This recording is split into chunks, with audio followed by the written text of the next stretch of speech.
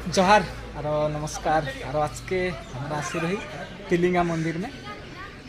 और ये पूजा पाठ करली बर्तमान और ये देखे এই তিলিঙ্গা মন্দিরটা আসামকের একটা বিখ্যাত মন্দির লাগে আর এই মন্দিরটাই আসামকের ভিতরে lemon book of world record মে এই তিলিঙ্গা মন্দিরকের নাম আহে আর এই মন্দিরটা মে আলেছে যিকোনো মনৰ আশা যদি থাকেলা মনুষ্যেৰ এই মন্দিৰটা মে আসিকে পূজা পাঠ বা পূজা অৰ্চনা কৰলেছে মনৰ আশা পূরণ হইলা বলকে বলেলা সেহে লাগিন এই মন্দিরটা মে বহুত দূর দূর से মনুষ্য পূজা অর্চনা করে আসেলা আর আমরাও আজকে এই মন্দিরটা মে যাই রহি আর পূজা অর্চনা করলি